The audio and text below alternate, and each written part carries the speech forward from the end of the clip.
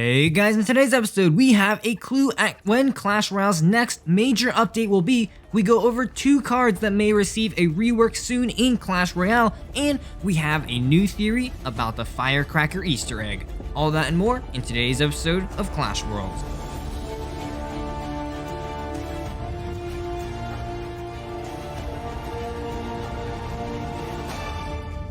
Hey guys, Legendaray here, and welcome back to another episode of Clash Worlds. In this weekly show, we take a look at the most recent announcements from the Clash Royale team, the hottest topics in CR eSports, as well as what's going on in the community. Then, we'll finish off the episode by breaking down the meta and featuring my off-meta deck of the week. If you're enjoying Clash Worlds, then please leave a like, subscribe, and hit that bell to get notified of every new video that comes out. Also, go check me out on Instagram and Twitter, and if you feel like it, go ahead and use my creator code in-game to help me out. And with that out of the way, let's get right into the first section. New in the Arena. New in the Arena is where we find out about what the Supercell team has been up to this past week.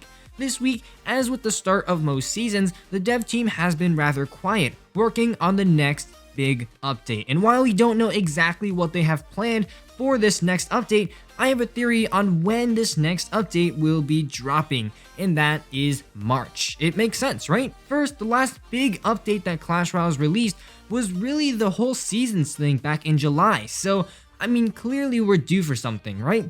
In addition, March 2nd will mark the 4-year anniversary since Clash Royale has gone global, so it would be the perfect time to drop a major update to the game. In addition, there's another small hint dropped by Bryce on Twitter once again. In a reply to a tweet asking when will the theme of the opening of the game change, he said it will change in March. Oh,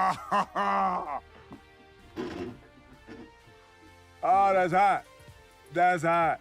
Well, obviously from this tweet, it sounds like we're getting a new loading screen. Now, of course, we technically get a new themed loading screens every few seasons or so, but what Bryce could mean is a completely new loading screen from scratch. And taking a look at previous updates, every time the loading screen has changed has been along with a major update. The Quests update back in October of 2017 changed the loading screen from the original to this one here.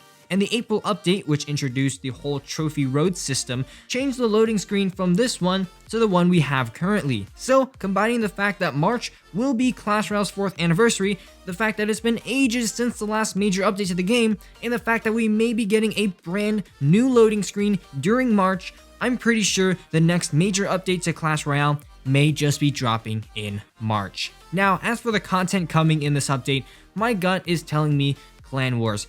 Even over 5 months ago, Seth has made comments that one of the team's top priorities is Clan Wars, and that one of the reasons why these past few updates haven't been too heavy content-wise is that, quote-unquote, every day spent on Clan Wars now will take away from an update that we would like to do, so hopefully these little changes keep it entertaining in the meantime. Again, this is 5 months ago. Hopefully in these 5 months, the CR dev team will have at least found a Clan Wars rework that, according to Seth, will be epic and change the way Clash Royale is played forever. Of course, March is still a long ways away, and so I'm hoping that there's at least one small quality of life update or something introduced between now and then. Anyways, speaking of updates, we have 2 cards that might be getting reworked soon. Let's take a look at them. The first one that we really know nothing about actually is the heal spell. All we know is that there is one in the works. According to a comment left by Drew on the Reddit, we don't have a date for the heal rework release. We have a pretty solid concept, but nothing is set in stone. So, hey, I mean, at least they're working on it, right? The next card is a bit more interesting, and it's the Zappies. Seth recently posted a poll on Twitter for 4 possible reworks they're looking at for the card. I won't go into them too in-depth for the sake of time, but 2 of these options basically increases the Zappy counts to 4 and makes the Zappy slightly weaker, and another option is to decrease the Zappy's count to 2 Zappies for each individual Zappy to be much stronger. I mean, personally, Zappies are a hard card to rework because, you know, when they were meta, they were honestly just a little bit on the annoying side. And also another option, why can't the team just straight up balance the Zappies through a basic stat change? Is a rework really necessary? Let me know how you would change the Zappies in the comment section below, because I'm sure a lot of you guys have some very good ideas. Now that's going to do it for New in the Arena. It's time to check out the eSports update. The esports update is a segment where we take a look at the new and rising pro players as well as recent esports competitions. This week, we've seen the Brenchang Cup wrap up, with the top 4 players being Lapakati, Ruben, Michifu, and xPedro15 taking the dub. Also this week, the Red Bull MEO is also kicking off, with qualifiers starting, well, they started on January 11th. Can't wait for this league to progress further, and of course, I'll keep those of you interested up to speed in this section of the episode. And now that we're caught up on the most recent esports news, let's check out the rising rumors.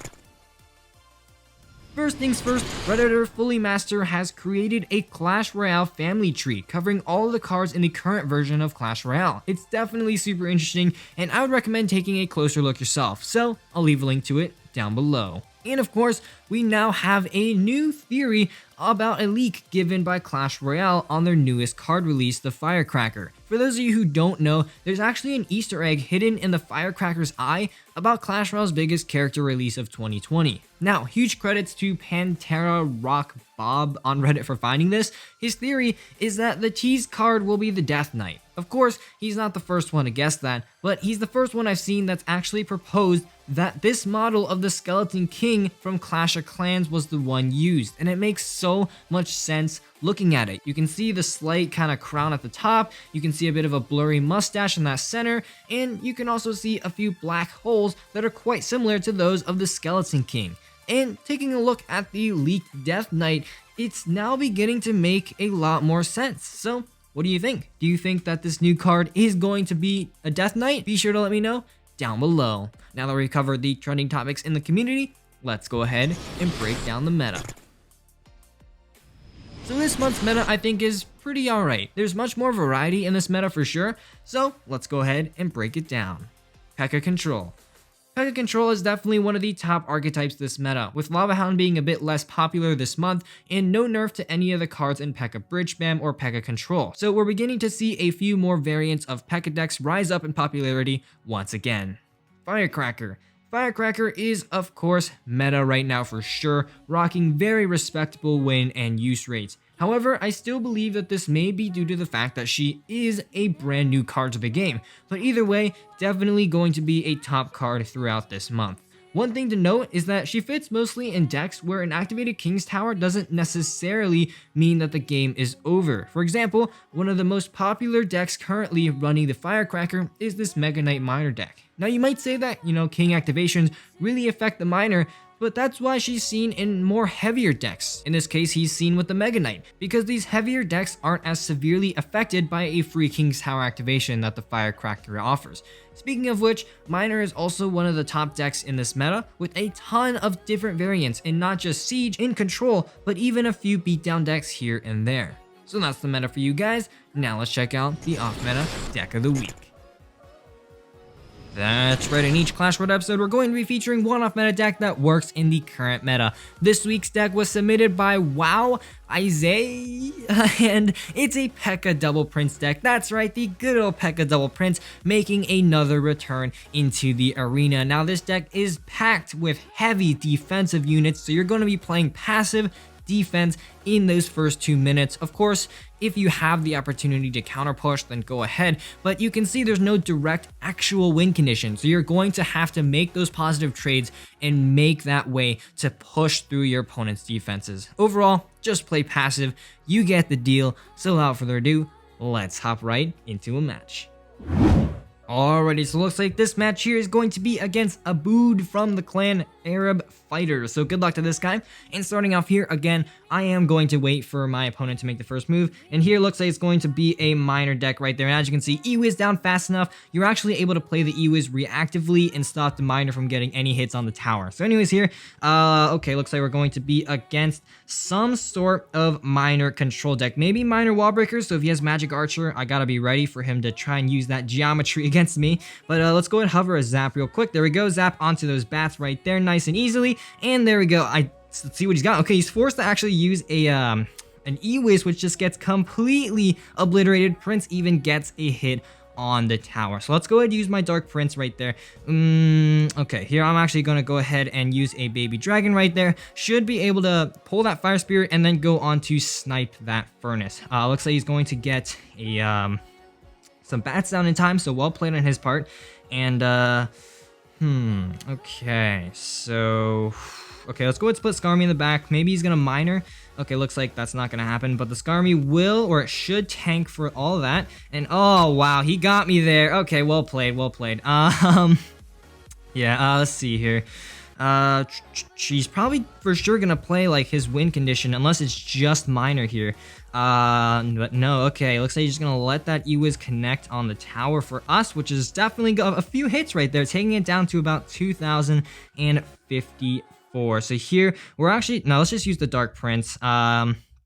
Should do the job. If it doesn't, then let's see. Okay, I'm gonna have to zap right there just to make sure that that E-Wiz does die. And there we go. We're gonna defend that while taking no damage. So here his Valkyrie is actually out of cycle, so I'll once again just use Baby Dragon right there. Try and snipe that furnace. He's gonna bats, but we'll take a few hits off before he can do anything about it. And let's go ahead, E-Wiz right, Skarmy right there, and then E-Wiz to catch all of that stuff. There we go. And he's got a slight lead, so we're gonna have to be careful here. So let's see, let's go with the Prince right there.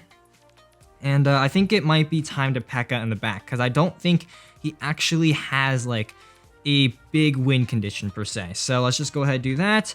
Let's see here, let's go ahead and zap out those bats right there so that that Prince can get a few hits, or as many hits as possible on that furnace. Actually takes out the furnace. Oh gosh, okay. Okay, so let's go ahead, actually just go like this onto the miner, and then go ahead and get a Prince onto the Royal Giant right there. Okay, that definitely caught me off guard. Let's go ahead and zap that out. And, he's got our tower quite low, but we've got quite a few things on both sides of the arena. He actually miners on the wrong side. P.E.K.K.A connects, Princes connect, and that is probably going to be GG's. We're about to take both the towers down too.